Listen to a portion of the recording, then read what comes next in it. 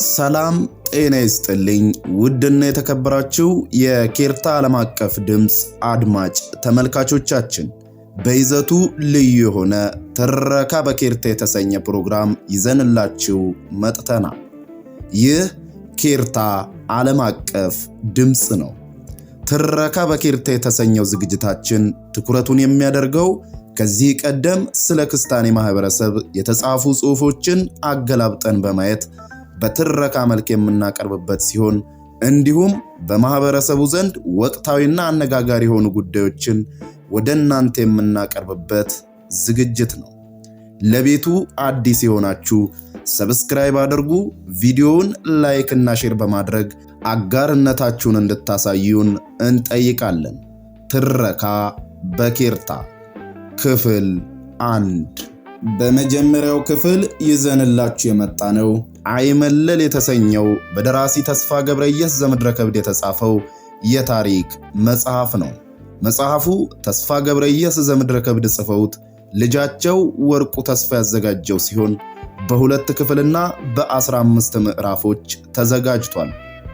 ከዚህ መጽሐፍ ይዘቶች መካከል ጥቂቶቹን ስንጠቅስ ከታሪክ ማህደር ሰብአ ጉራጌ በአይመለል እንሰት፣ የመንገዶች አስተዳደር፣ ማህበራዊ ህይወት፣ ባህል፣ ልማድ፣ ወግና ስርዓት፣ መተጫጨትና ጋብቻ፣ ለቅሶና ስርዓቱ፣ የክስታንኛ ጠሎት፣ ቋንቋ፣ የአይመለል ጉራጌ ህዝብ በጣሊያን ወረራ ወቅት ከመጽሐፉ ይዘቶች መካከል ጥቂቶቹ ናቸው።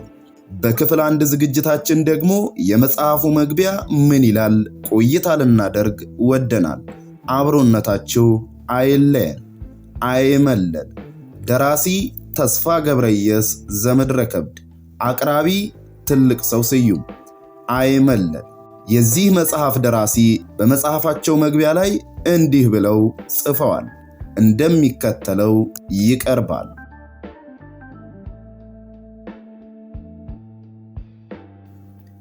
የአይመለልን ወይም ሶዶ ጎርደና ብሔረሰብ ባህልና ታሪክ የሚመለከት መግለጫ በሚዘጋጅበት ወቅት ከሁሉ አስቀድሞ የታሪኩ ምንጭ የሆኑት ቃላት ማለትም አይመለል፣ ጉራጌ፣ ሶዶ፣ ክስታኔ፣ ጎርደና ምንን እንደሚያመለክቱና ግንኙነታቸው ምን እንደሆነ መረዳት ጠቃሚ ይሆናል።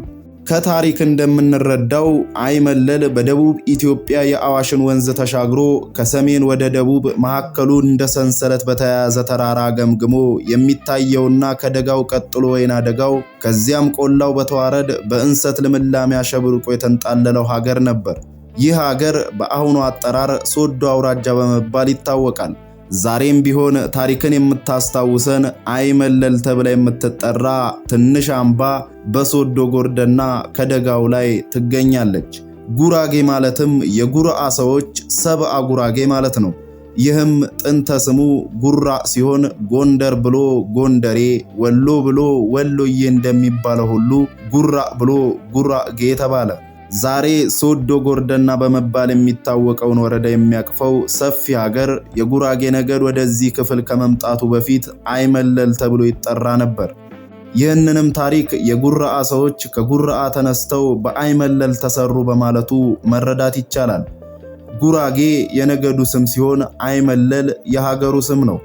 ከረጅም ጊዜ ጀምረው በአይመለል የሚኖሩት ህዝቦች ክስታኔ ተብለው ይጠራሉ። ክስታኔ ማለትም ክርስቶስን የተቀበለ ክርስቲያን ማለት ነው። የአይመለል መሬት ቅድመ ስሪቱ የጉራጌ ቢሆንም ከግራኝ ወረራና ከዚያም በፊት በተለያየ ጊዜ ከተለያዩ አቅጣጫዎችና ሀገሮች እየፈለሱ ወደ ተጠቀሰው ሀገር እየገቡ የሰፈሩባቸውን ቀበሌዎች በጎሳዎቻቸው ግንድ አባቶች ስም እንዲጠሩ እያደረጉ በመኖር እስከ ዛሬ የሚገኙ ነገዶች ብዙዎች ናቸው። ከነዚህም አንዱ ሶዶ የተባለው ነው። ሶዶ የሚለው ቃል በአንድ በኩል የሀገር ስም ሲሆን በሌላ በኩል ደግሞ የነገድ ስም ነው። ሶዶ በምስራቅና በሰሜን ከጂዳና ከአቡ ገላን፣ በምዕራብ ከሜጫና ከበቾ እየተካለለ በጉራጌ ሰሜን ይገኛል። የሶዶ ብሔረሰብ ከነገደ ኦሮሞ የቦረና ልጅ ነው። አንዳንድ ታሪክ ሶዶን ከበርቱማ የወረንሻ ልጅ ያደርገዋል። የሶዶ ልጆች ግን ከቦረና የወረዱ የዳጪ ልጆች እንደሆኑ ይተርካሉ። ሰዴን ሶዶ ተብለውም ይጠራሉ። ይህም ሶስቱ ሶዶ ማለት ነው። እነሱም ቱምኤ፣ ሊበንና ኦዲቱ ናቸው። ጎርደና ማለት በአንድ አይነት ወግና ስርዓት የሚተዳደሩትን ህብረተሰቦች የሚያቅፍ አንድነትን፣ ህብረትንና ጥንካሬን የሚያመለክት የጥቅል ስም ነው።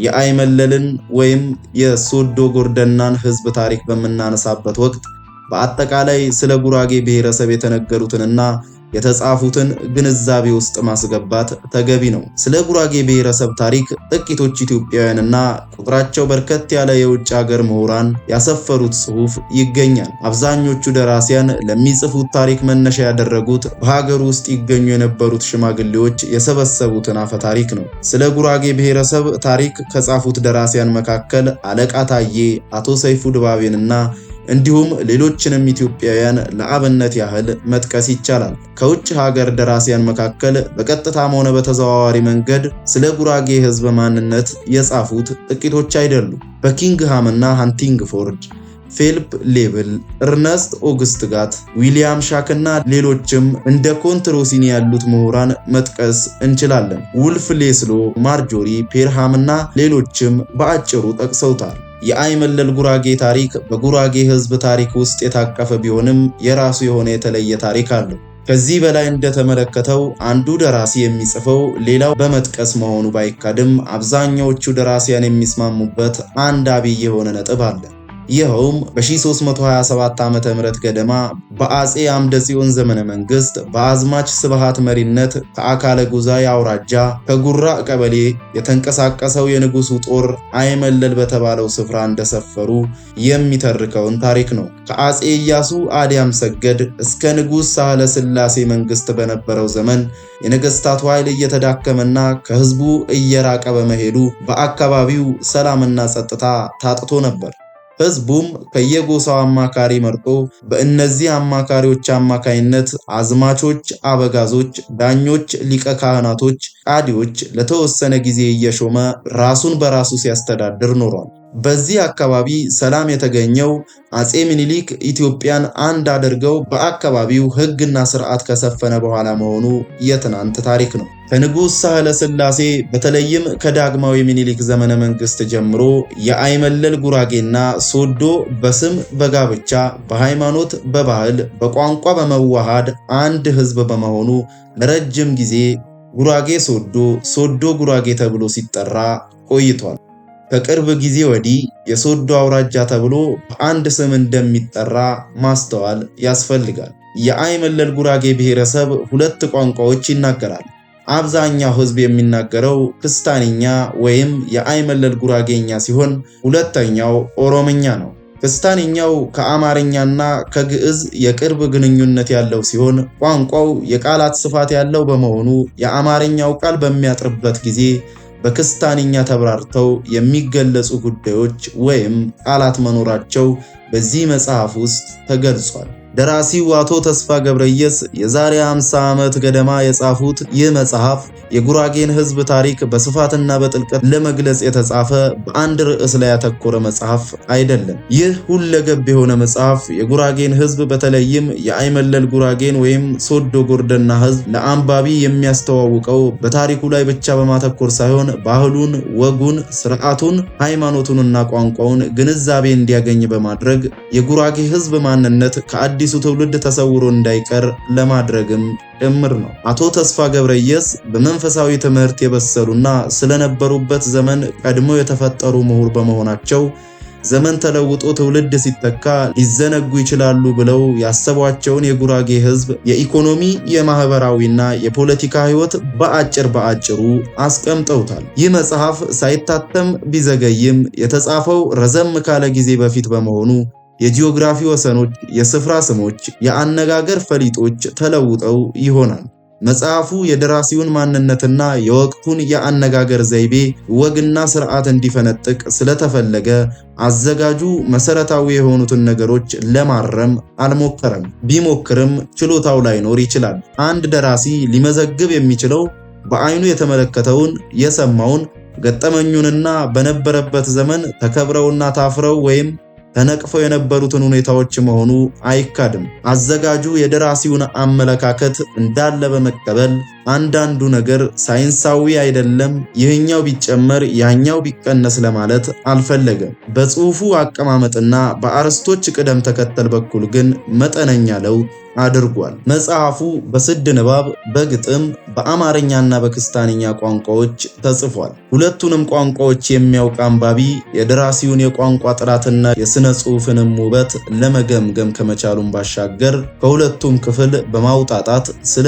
አይመለል ክስታኔ ሕዝብ ማንነት የበለጠ ዕውቀት ለመቅሰም ሰፊ ዕድል ይኖረዋል። ሰነፎችን ለማረሚያና ትጉሃንን ለማበረታቻ በአጠቃላይ የሰዎችን ዓለማዊና መንፈሳዊ ሕይወት የሚዳስሱት የደራሲው የክስታኔ መጣፍ ወይም ምክር አዘል ጽሑፍ እንዳለ የገባ ሲሆን በአማርኛና በክስታንኛ የተዘጋጁት ግጥሞች ብዙ ስለነበሩ ለጊዜው ጥቂቶቹ እንዲካተቱ ተደርገዋል።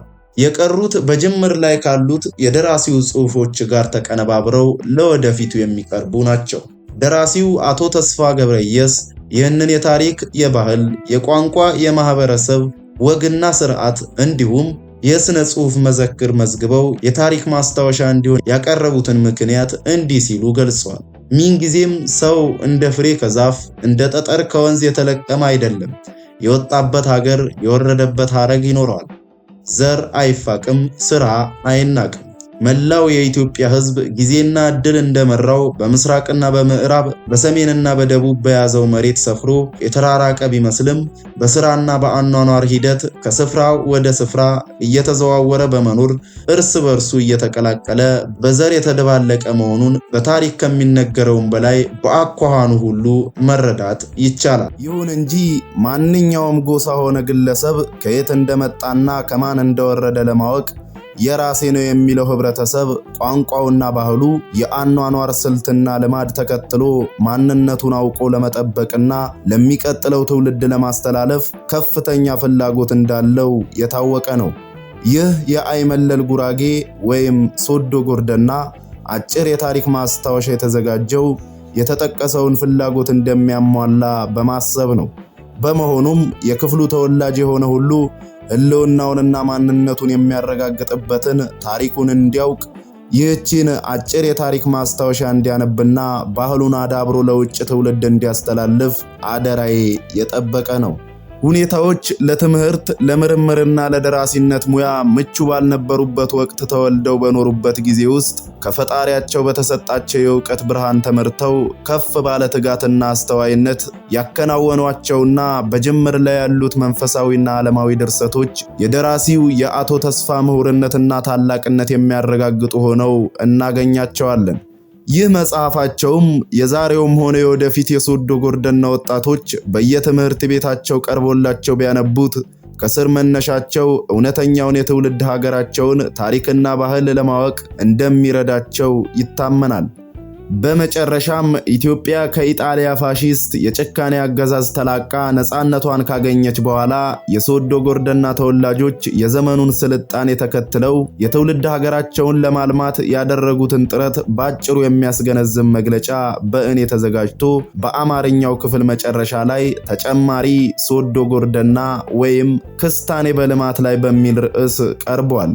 የዚህም ማብራሪያ ዋና ዓላማ አቶ ተስፋ በመጽሐፋቸው የገለጹትን የሶዶ ጎርደና ሕዝብ ታታሪነትና የትውልድ ሀገሩን ለማልማት የሚያደርገው ያላሰለሰ ጥረት በተግባር ላይ እያሳየ መሆኑን ለማስረዳት ሲሆን በተጨማሪም በመካሄድ ላይ ያለው የልማት እንቅስቃሴ በተጠናከረ መልኩ እንዲቀጥል ለማበረታታት ነው። አዘጋጁ ወርቁ ተስፋ እንደጻፉት። ክቡራንና ክቡራት የኬርታ ዓለም አቀፍ ድምፅ አድማጭ ተመልካቾቻችን የመጀመሪያው ክፍል ዝግጅታችን በዚሁ ያበቃን ሲሆን በቀጣዩ ክፍላችን አባታዊ ምክር በሚል ርዕስ እንገናኛለን። እስከዚያው ቸር ቆዩልን።